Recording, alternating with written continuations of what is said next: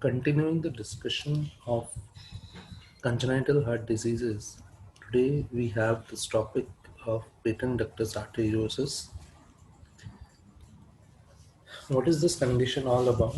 It is a persistent vascular connection between the pulmonary artery and the aorta, which usually is present in the embryonic life in the form of ductus arteriosus.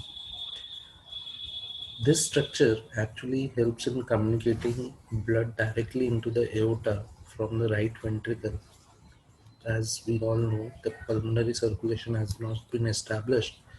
Although we have the facility of an opening in the both the atriums, so that the blood coming from the vena cava is directly transmitted to the left atrium. But if a small amount of blood do enter into the right ventricle, that is pumped up in the pulmonary artery, and from pulmonary artery the blood would enter in directly into the aorta. So though no blood is allowed to reach into the lungs. But this opening of ductus arteriosus usually closes soon after the birth. But when ductus arteriosus remains patent and open after birth, the blood flow in the ductus from the aorta to the pulmonary artery due to high pressure in the aorta. So there is obviously there is a shunt from left to right. That is high pressure in aorta will cause blood to move from left to right. It is a very common disease, accounting for around 11% of the congenital heart disease. It is more common in preterm babies whose weight is less than 1.5 kg, and it's usually common in females as compared to males.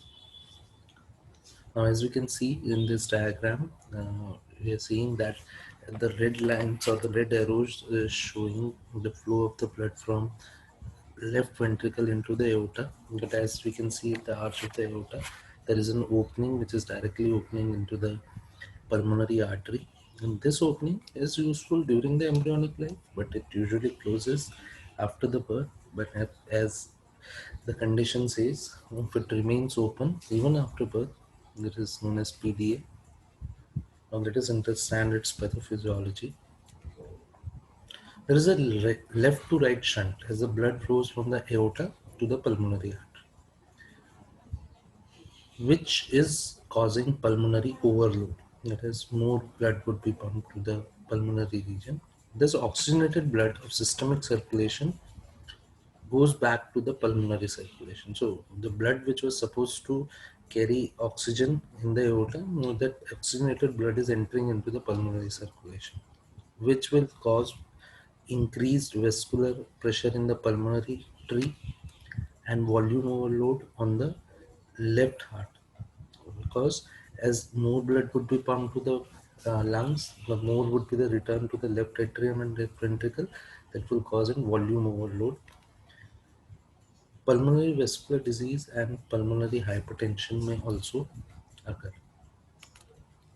Now, about its clinical manifestation, depending on the size of ductus and its patency, that is for how long it remains open.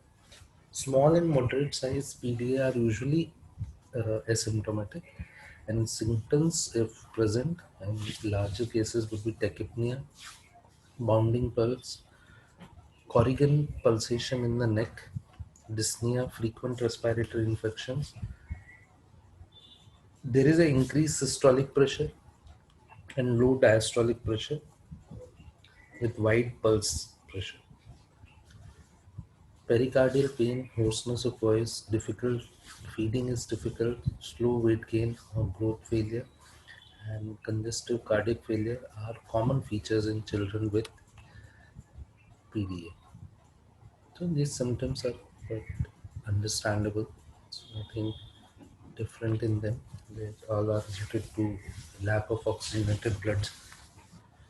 Now for the diagnostic evaluation, how do we diagnose? A history of illness and physical examination are important, where auscultation of heart sound reveal continuous murmur, which is known as machinery murmur, heard at the second left intercostal space or below the left clavicle, or lower down, that is the left sternal border. There may be paradoxical splitting of P2, that is the closing of the pulmonary valve. Also, chest X-ray can be helpful. A 2D cardiogram with Doppler study and color flow mapping and cardiac catheterization may also be done to detect the extent of problem. ECG will reveal left atrial dilatation, left ventricular hypertrophy, if any. Now, about its management, that is usually surgical management is done. It is usually done between the age of 3 years to 10 years in asymptomatic patient, and in symptomatic patient, age doesn't matter if the symptoms are being revealed. The result of surgery is excellent. Pre-operative and post-operative care needs to be taken with all precaution. So, transection or ligation of patent duct is done as a part of surgical management. Now, looking into the complication, a child with patent ductal arteriosus can have complication like congestive cardiac failure, infective endocarditis, pulmonary hypertension, and pulmonary vascular occlusive disease. Rarely, there is a calcification of ductus, thromboembolism, rheumatic heart disease, and Eisenmenger syndrome may also develop.